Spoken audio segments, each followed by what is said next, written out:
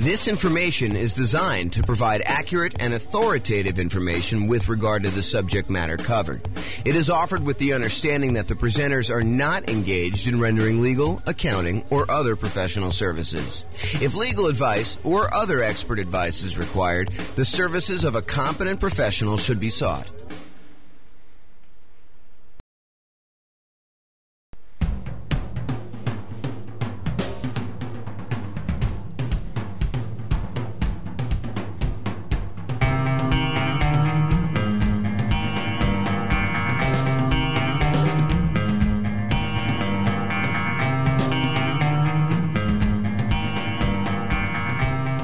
Well, hello and good afternoon, everyone. This is James Orr, and this is How to Find Deals on CraigsList, Part 3 of 3, and this one is on replying to for rent ads. Let's get started right with the presentation. Got quite a bit to cover, although this is one of my shorter presentations, it seems like, just from the number of slides. I do have quite a bit to go over today, and in preparation for the live class on this tomorrow evening. So, how to find deals on Craigslist. This, as I mentioned, is part 3. Part 1 we covered, which was on posting ads in order to find sellers, motivated sellers, ideally on Craigslist. That was actually put together for July 10th, the Northern Colorado Real Estate Investor Group meeting on July 10th, 2012. That's part 1. You can get that on the jamesorr.com website. Just go click on the link for special reports, and I believe it's in the drop-down menu there. If for some reason you can't find it, go ahead and contact me. My contact information will be at the end of this presentation, and I can send you a direct link to that. Just tell me you're looking for How to Find Deals on Craigslist, Part 1, if you need that one. Part 2 was last month. That was August 14th, 2012, and that was on replying to for sale by owner ads on Craigslist. Today is Part 3, replying to for rent ads on Craigslist. A little bit different, slightly different emails, slightly different methodology, looking for slightly different things, and so we're going to be able to rely heavily on the one from last month as kind of a baseline of some different things we are not going to cover again, and you can always go and review that one as well on jamesorr.com in order to get access to the information from last month. So let's jump right into the presentation for today. By the way, today is September 10th, 2012. The September 11th, 2012 is the live mostly Q&A session for the Northern Colorado Real Estate Investor Group. I try to record these presentations in advance on video so that people can have all the information that they need, and then we can answer additional questions, fill in any gaps or knowledge, kind of like questions you have about the particular presentation on the actual live event. So, and then you also have the ability to watch this over and over again in case you get lost or you kind of want to review a section of it. So that's the idea behind these. So this is presented in 2 formats. It's made in an audio version. Once I'm done recording it, I will rip out the audio and make that available as a download, so you can download the MP3 version, put it on your iPhone, your favorite MP3 player, burn it to CD, listen to it in your car, or you can watch the video version of this particular presentation with the PowerPoint slides. Most of this presentation you will not need the PowerPoint slides. It's not a really visual heavy presentation, so you don't need to watch the video. Some parts of it you may want to, but most of it you can get by listening to the audio, and that'd probably be my preferred method for learning, but I do provide it in both formats for you. So you'll be able to watch the video version, which is basically the PowerPoint slides on YouTube, which is going to be available on the jamesorr.com website, or you can download the audio version and do that. So whatever you prefer, it is available in both formats. So these are the objectives for the presentation today. We're going to learn why we'd want to reply to for rent ads on Craigslist as real estate investors and real estate entrepreneurs. For some people, they get it right away. They get the why for rent ads, and other people, it's a little bit of a leap in order to determine why you want to contact people that have properties for rent when you're really trying to buy the property. So we'll talk about that a little bit, and then I'm going to show you how to reply to for rent ads on Craigslist to find deals. You're in for a little bit of a treat because I've never covered one part of this presentation before anywhere else, because I just started using the service this month. So within the last 10 days or so, I started using a new service, and I'm going to show you how I would use that when replying to for rent ads. You can actually use it for last month's presentation too, although I didn't know about it last month. So it's kind of some new stuff here we'll be covering as well, and I'll get to that later on in the presentation. So let's talk about the major areas to find sellers. We talked about this last month in the presentation. We talked about finding deals primarily sellers in the multiple listing service. And I'm going to assume for the presentation on finding deals on Craigslist that your agent is going to cover that for you. Your real estate agent should be able to give you all the properties that are for sale in the MLS, sort them for you, pre-screen a lot of them for you, and provide you the list that's going to make sense for you as an investor. That's the MLS. We're not talking about that here. We are going to now talk about for sale by owner and for rent. Last month we talked about the for sale by owner and how to go and contact people that have property for sale, not inside the MLS, for sale by owner, meaning not with a real estate agent. And so you can go ahead and listen to the presentation last month to learn about that. What we're covering today is the contacting people that have properties for rent, and we're doing that right now. A lot of times people will rent their property if they feel that they cannot sell it for a variety of reasons. You know, they may have had it on the market for a little while and couldn't actually sell it, so they couldn't afford to hold the continue to make the mortgage payments. They need to get somebody in there in order to help them make those payments. It could be that they owe too much. They think that they owe more than they could actually get for the property, so they decide to rent it, pay off their mortgage for a period of time, hopefully cover their entire mortgage payment, and then they're going to sell it in a year or two or three. And so by contacting people that have property for rent, you may find people that are actually looking to sell. So some people rent by default. They become reluctant landlords, people that are selling their property only because they cannot sell it. And so we're focusing on trying to find people that have property for rent where they would consider selling their property as well. Although you can make money straight from making a difference between what you're leasing it for, what you're renting it for, and what you can rent it out to someone else for. But most of the time we're looking for opportunities where we can acquire a property with the intent of renting it for a period of time and then ultimately buying it from that particular seller at a later date, usually with the intent of selling it to someone else almost immediately thereafter. All right, so let's talk a little bit more about why for rent ads. When you're looking at somebody who has a property for rent, it's pretty obvious that if they have the property up for rent, they do not need to sell the property right away, and that they could wait for their equity. The reason I point this out is if you're going to go and you're going to try to find, I'm going to jump ahead a little bit here, if you're going to go try to find someone in the multiple listing service and try to convince them to do a lease option or a lease purchase, one of the biggest obstacles in your path is that they're going to tell you, no, I need to sell right now. I don't want to rent my property out for a year or 2 years and then ultimately sell it. I really want to be cashed out right now because I need the money for fill in the blank. Okay, so that's one of the bigger objections you tend to get when you ask people about doing creative financing, lease option, lease purchase, owner financing, wrap financing to properties in the MLS. A very small number of people that automatically say they would consider those in the multiple listing service.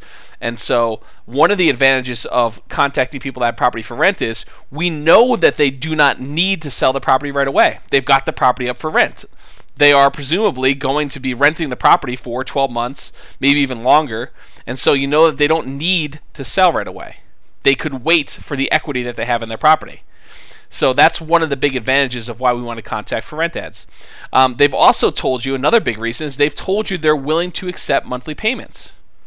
If you go and you try to contact the person that has a seller that has a property for sale in the MLS, and you say to them, hey, would you be willing to accept $1,000 a month for the next 12 months or 24 months or 36 months or whatever it is, they may not be willing to accept monthly payments. That's another big objection you get. Well, when somebody has a property for rent, what are they telling you? I'm willing to accept monthly payments. I'm willing to say, give me $1,200 a month and I feel okay with you living in the property, occupying the property, possessing the property. And then only thing you're trying to convince someone of now, it's not that you're trying to convince them to accept monthly payments or to wait for their equity. Now you're trying to convince them, will you sell me the property, provided I'm a model tenant a year or 2 or 3 or 4 or 5 from now? That's a very different conversion or sale. It's a very different thing to convince someone of that, hey, listen, if I pay the rent on time and I'm a model tenant and I take care of all the repairs or whatever you're going to do, or whatever you're going to promise for your part of the deal, would you consider selling me the property a year or 2 years or 3 years from now? That's what you're trying to convince someone of when you're contacting people that have property for rent. Compare that to trying to contact somebody who has a property for sale and saying to them, hey, listen, I know you have $50,000 in equity and you haven't said that you'd accept monthly payments, but would you consider kind of keeping that equity parked there for a while and accepting payments of $1,200, $1,300, $1,400 a month until I want to buy the property from you a year or 2 or 3 or 4 down the road? Very different persuasion. Okay, so why for rent ads? We already talked about this. They may be looking to sell, but renting to cover the monthly payment they already have on their mortgage. So they may be renting only because they can't afford to make $1,300 a month monthly payments on a property for a period of time, and they're looking for someone to help cover that. They're looking for a tenant to do that. So let's take a look at, now that we've covered like the why the for rent ads, why should you even bother with these, let's take a look at the creative ways to buy, it's going to be the next slide, and see where for rent properties might work in that framework of the 6 different creative ways to buy. So here's a slide, if you happen to be watching the video, of the 6 different creative ways to buy real estate. I'll run through them really quickly. Owner financing, wrap financing, loan assumption, the rent-to-own family, which consists of rent-to-own, lease option, lease purchase, lease-to-own. That's the family of rent-to-own. Then you've got the installment land contract, which is also known as agreement for deed, bond for deed, contract for deed. That family of options. And then the most controversial of the group is buying properties subject to the existing financing, where you agree to start making payments on their existing loan and they deed you the property. Okay, so those are the 6 different creative ways to buy. But let's talk about why you'd want to contact for rent ads in order to do this. Well, if you've got a property that somebody owns free and clear, which is one of the criteria to get owner financing was that they act like the bank and they're going to accept monthly payments towards you purchasing the property, and it has to be owned free and clear in order for them to be able to offer owner financing. If they don't, we call it wrap financing.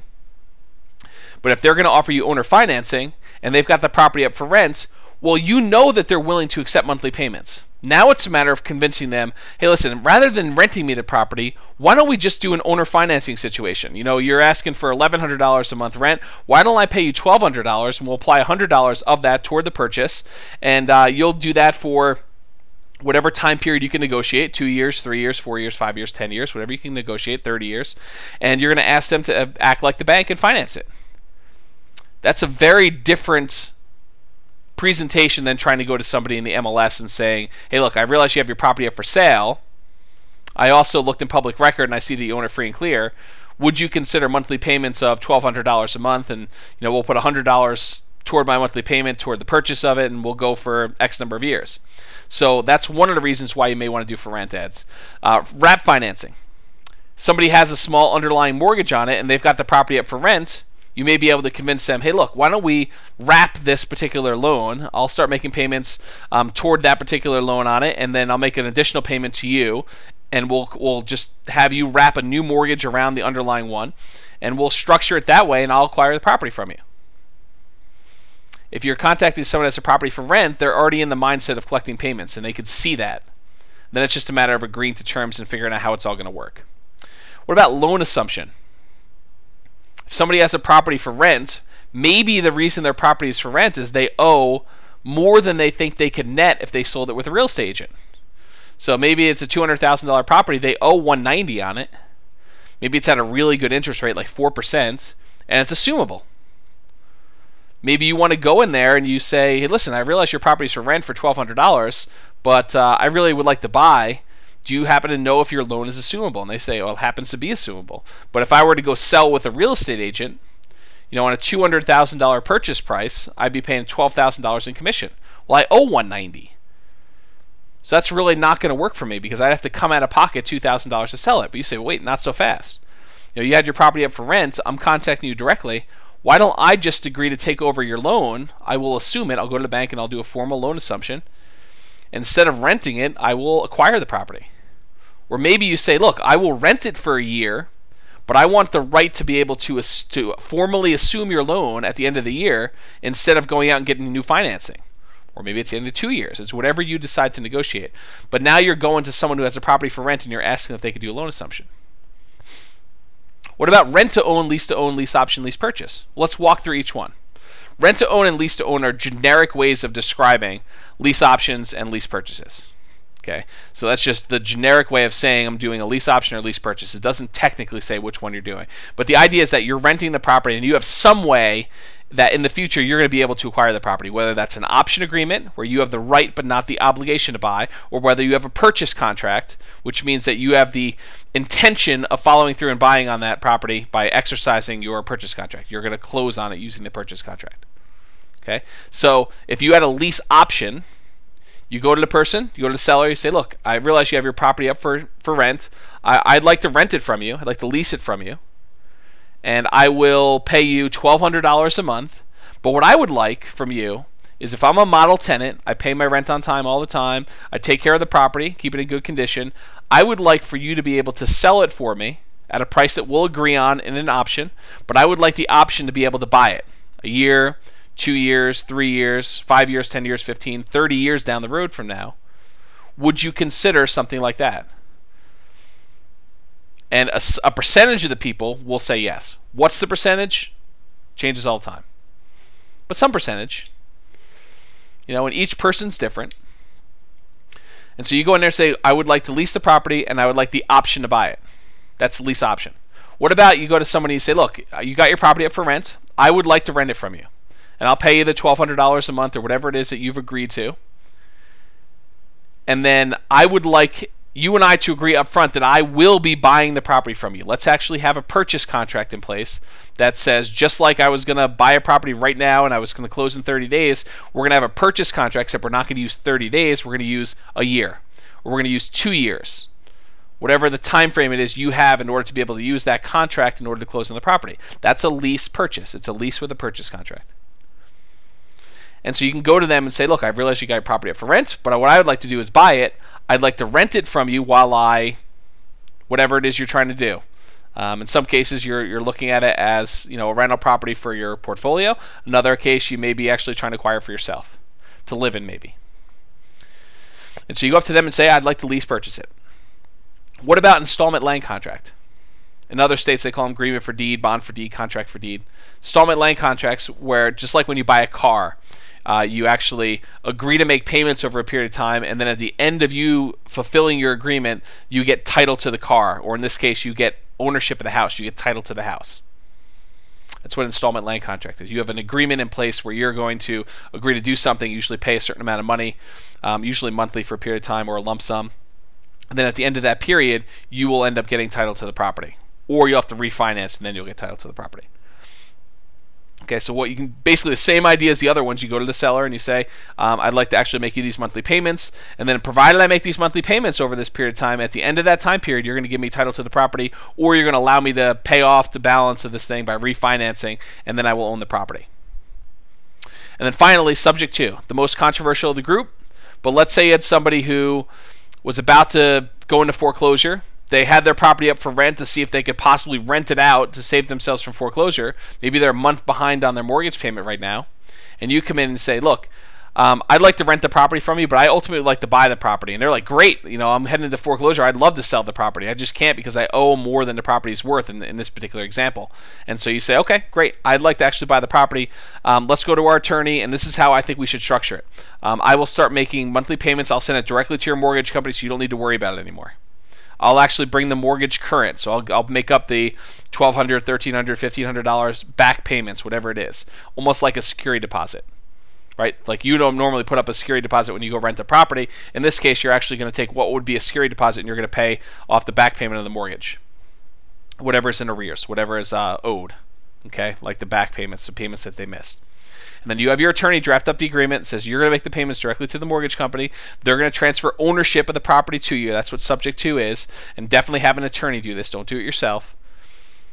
And then you'll be able to buy the property where it looks like you're making monthly payments on the property, almost like rent, but it's not rent. It's buying the property subject to. And then you actually have ownership of the property.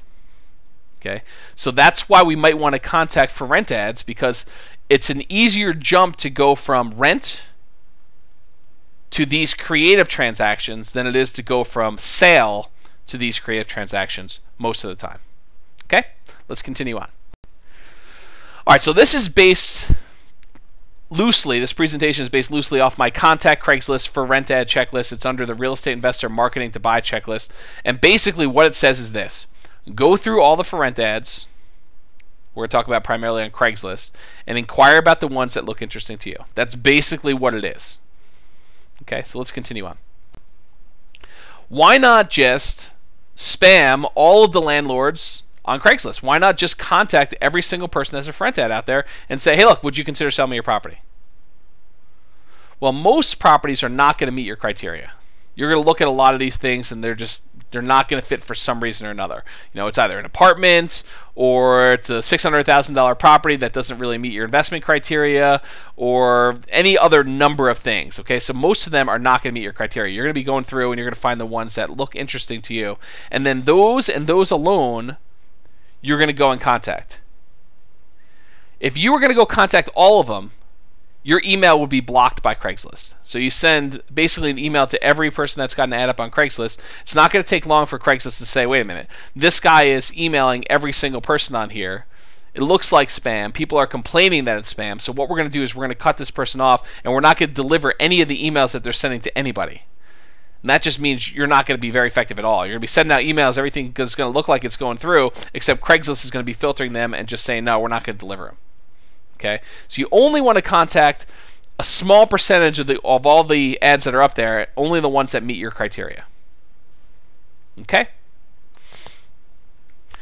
All right, so when you're going and you're emailing people that have properties for rent, landlords, on Craigslist, as an example, and we're going to talk about Craigslist as the primary tool here, but once you go and you start contacting them, the big question is, are we asking them up front, would you consider selling your property instead of just renting it? Or are we going to visit the house and starting to negotiate more once we've gotten face-to-face with them? Okay? With contacting for rent ads, I tend to do more pre-screening up front than I do with typical for sale by owner type properties. For sale by owner, my rule is if there's enough equity for them to accept the offer I would normally make, I want to go out and meet them. That's my basic rule of thumb. So if I look up the property and it meets my investment criteria, and if properly motivated they could accept my offer, then I want to go and I want to meet with them. I want to get face-to-face. That's my general rule of thumb for sale by owner. With for rent, I have different rules of thumb. Okay, my rules of thumb for rent ads are, if I think I can make a spread on the rent, I contact them. Okay, because one of the things we're looking for if we're investing and we're contacting people that have for rent ads is we're looking for the ability to make monthly cash flow. Ideally, we don't want to do deals where we have negative cash flow, and we definitely don't want to do, we definitely don't want to do deals where we have negative cash flow, and we don't want to do deals where we have break-even cash flow. So you really ideally want to make a spread between what you're paying to the landlord and what you're collecting from your tenant buyer. Because usually what we're doing is we are finding the property, coming to an agreement with the original seller saying I'd like to lease the property for a period of time and I'd like the ability to buy it, and then we're going to finding another buyer for us who's willing to pay us a premium over what we're willing to pay the seller and a premium over what we're paying in rent. So we're trying to make a spread on monthly payment and also on the profit of the property, the purchase price of the properties. Okay, so we want to find out if we can make a spread on the rent. Now, one of the things you're going to be looking for in your criteria is, are people renting their properties with below fair market rent? And rent is a range, by the way. Having a lot of ongoing discussion with some clients right now over rents and how there's no exact number. And some clients are kind of anxious about this not exact number. Well, how do you know what the rent is? It makes a big difference if you guesstimate of rent is $800 versus a guesstimate of rent of $900. Significant difference in their return. And so how do you know what that rent is? Well, you have to look up rental comps. You look up what other properties that are similar are renting for.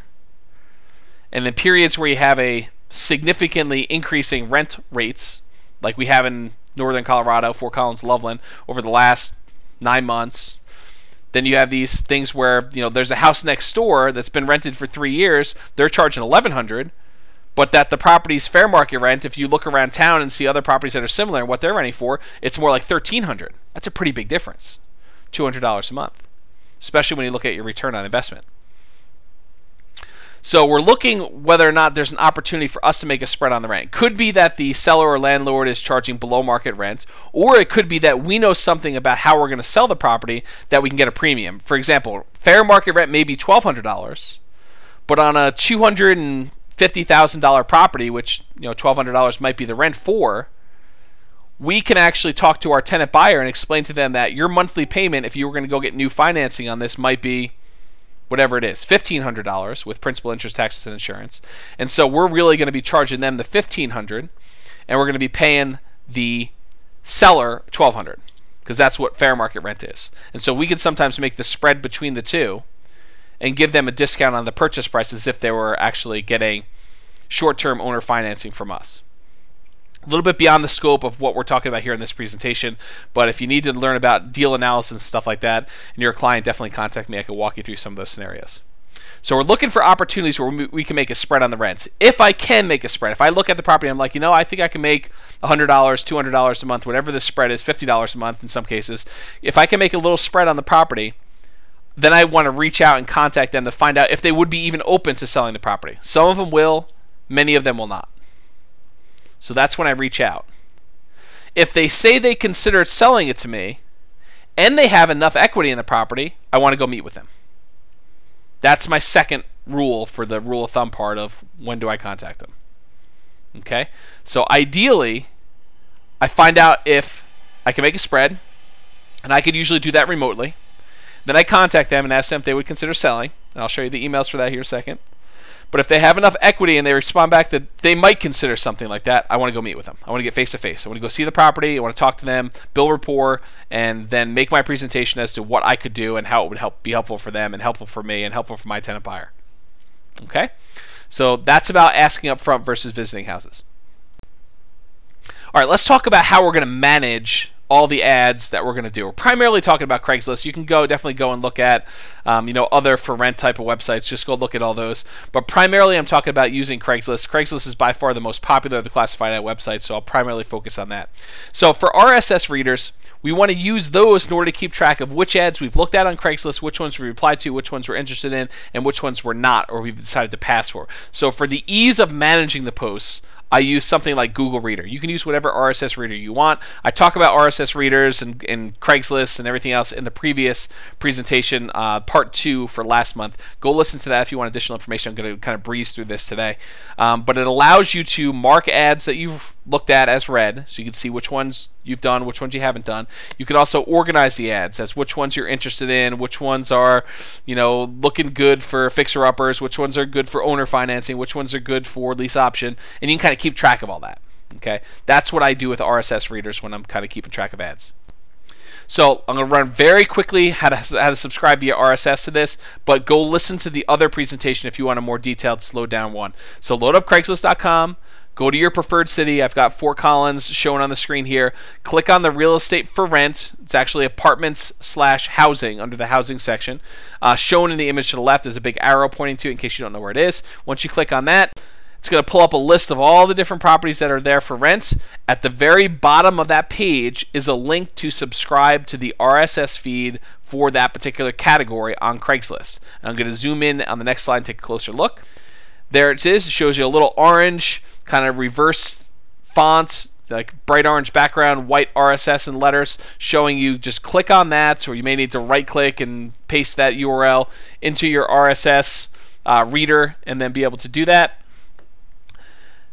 And then that actually then shows up in your RSS reader. In my case, I'm showing you a copy of Google Reader on the screen there, and you can have different categories. For example, this one would be real estate for rent, but I also usually do for sale by owner, for sale by broker, real estate services, and any other categories you're looking at. Okay, so you can go look through that Google Reader and keep track of all your ads, and that's what you would see on your screen if you were using Google Reader as your RSS feed, RSS reader. All right, then what you do is you process each ad through the Google Reader, through the RSS feed, and you determine whether or not you're interested or not. The ones that you're not interested in, you mark those with a tag of pass. I've covered this in detail on the previous presentation. I'm just going to go through it very quickly. So basically, I just tag it by hitting the T key, type in the word pass, tab to the save button, and then I hit enter, and then I use J as a keyboard shortcut to go to the next ad. If that didn't make any sense to you, watch the last video. And if I'm interested in it at all, I want to view the ad directly, go look at it on Craigslist to make sure I'm reading it right, make sure I'm not missing anything, and does it meet my criteria? And if so, then I want to reply to it. So what am I looking for in the ad? It really depends on what your investment criteria and how you're looking to buy, but here's kind of like my basic criteria. Positive cash flow. It's the number one thing you're primarily looking for when you're looking at for rent ads. You're looking for ones that have lower than fair market rents, ones that where you could rent them and get more than what the seller is currently asking. You may be able to negotiate down, but it's easier to start off when they're already asking something low. If somebody's at the very top of what their rental range is, the very top of the market asking for rents, and you're going to go there and you're going to try to make a spread, it's more difficult to negotiate down and get a big enough spread from there than it is to find people that are listing their properties artificially low or lower than they should be, and you kind of have a better understanding of the rental market and know that that's low, and you could charge a higher rent, especially when you combine it with being creative and using stuff like using the monthly payment as the rent for your tenant buyers instead of just the regular fair market rent. Okay, so you want to look at situations where they have lower than fair market rents. Other situations you're looking for, low ratio of rent to value. When you're doing these properties where you're having a tenant buyer come in and buy the property and you're trying to figure out what the payment would be, a low ratio of rent to value actually works in your favor, because the payment's going to be based off the value and your rent is going to be what you're paying to the seller. And so there's a bigger spread between what the payment would be and what the rent would be on those properties. In those cases, there are some advantages to finding those discrepancies. Something you could take advantage of, because you're going to go in there and you're going to pay fair market rent, which might be $1,200, and the payment might be $1,550. And so you get a nice big spread because the ratio of rent to value is out of whack. Usually when we're buying properties as rental properties, we're looking for ones where the rent to value is actually better. We're looking for ones where the rent is actually high compared to the value. Okay, when we're looking to do these kind of different spreads, sometimes we're willing to do ones where the ratio of rent to value is in the other direction because it's to our advantage. And it's primarily because the seller is taking that risk of the payment. They've already got the property purchased. Depending on how much they put down, they may be paying more than what they're collecting in rent. Okay, and so you don't have that risk anymore as the person doing the in-between, the sandwich part of the sandwich lease option, if you're familiar with that terminology. If you're looking for positive cash flow, you may also be running quick net operating income, cap rate, and cash on cash calculation using rough rules of thumb, or doing them all out. So those are another things you might be looking for in the ad. Less likely with for rent ads, but you may be also looking for opportunities to buy, fix up, and resell. So you may be looking for properties where you can come in, you get the seller to agree to sell it to you, and maybe it's a property that needs rehab, and with rehab it would be worth a lot more. And so instead of having to go out and get hard money loans and do all the fix up, maybe you're willing, definitely talk to your attorney so you can structure the paperwork correctly, because there's some risk there for you, but maybe you're willing to rent the property for a year, knowing that over the first 3 months, 6 months, whatever it is, and it could be a more leisurely repair schedule if you're not paying hard money rates, but you go in there, you do all the fix up that needs to happen for you to sell the property, and then you put the property on the market 3 months or 4 months or 5 months or 6 months in, and then you've got 6 months in order to sell it and exercise your right to buy the property from the seller, but you're selling it at a much higher price than you have negotiated with the seller in this case. Okay, so you could be looking for opportunities to do buy, fix up, and resell like that.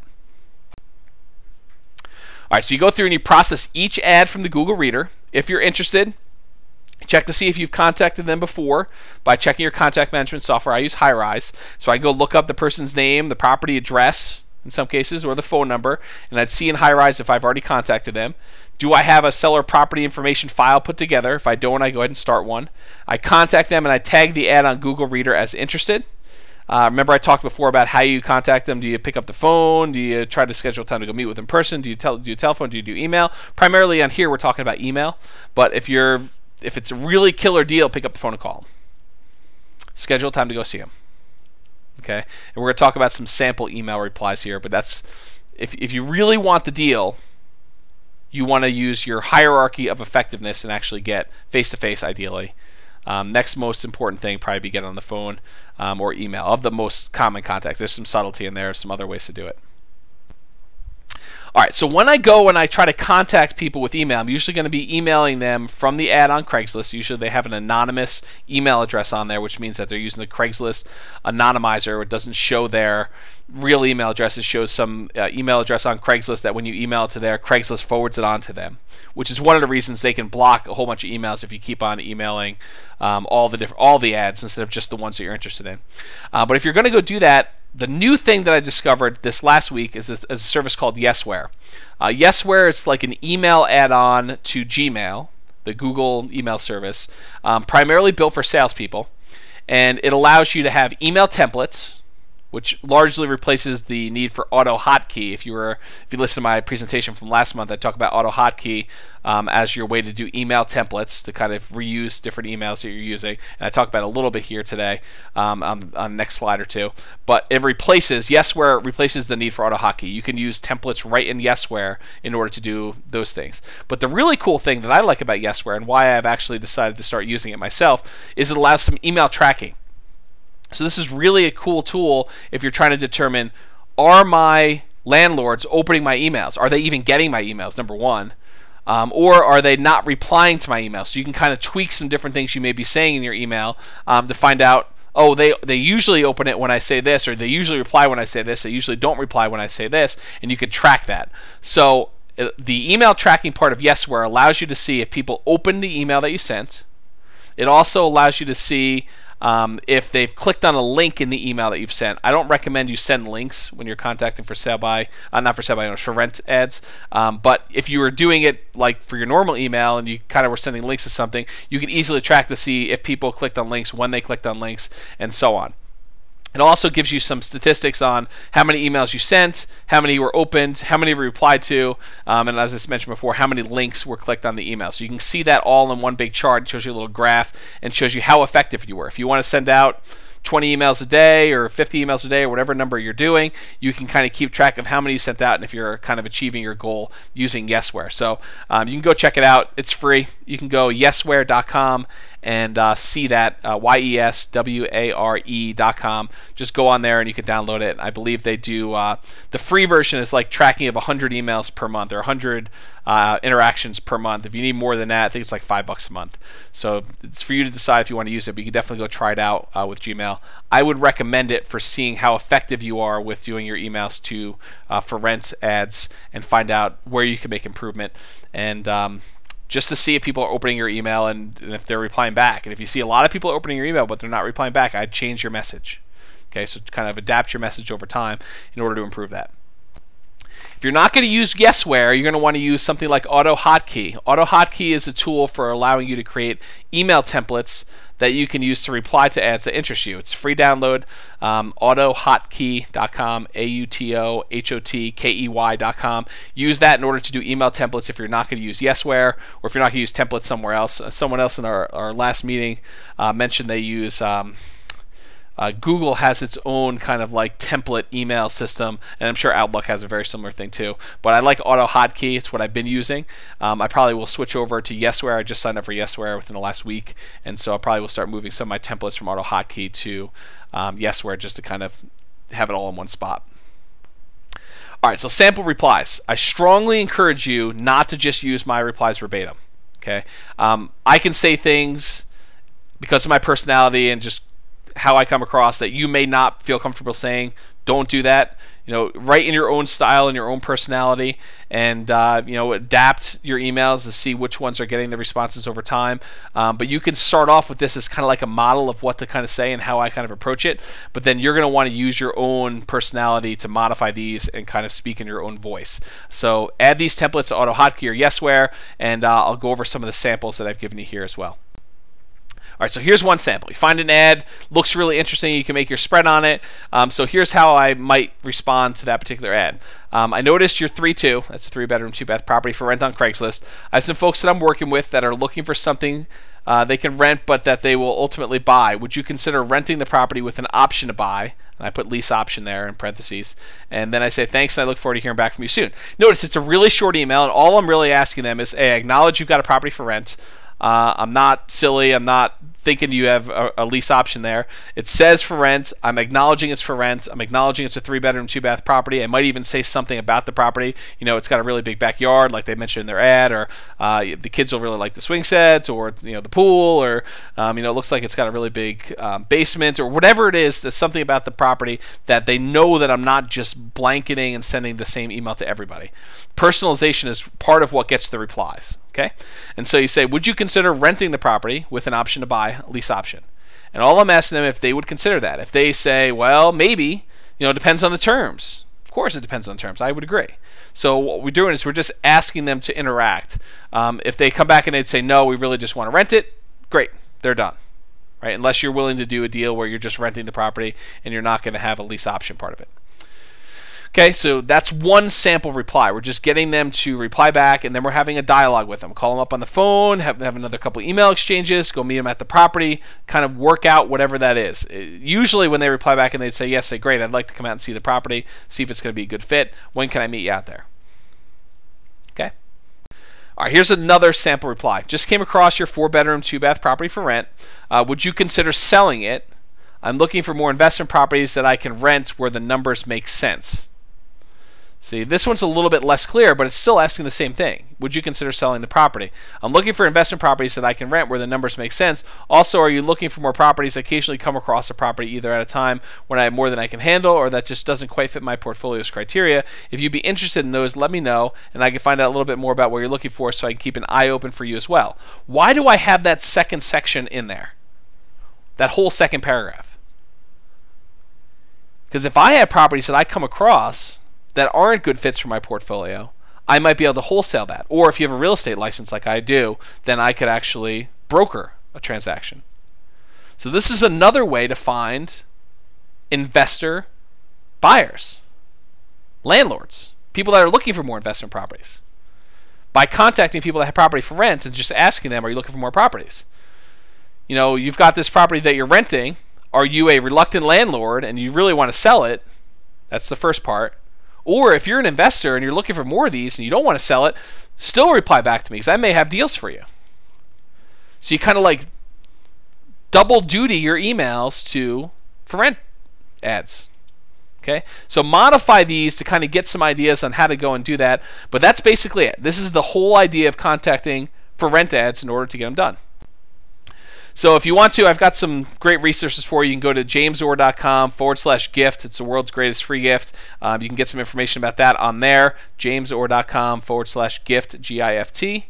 And that's it. If you need to contact me or like additional information, contact me at James Orr. My telephone number, 970-225-6989.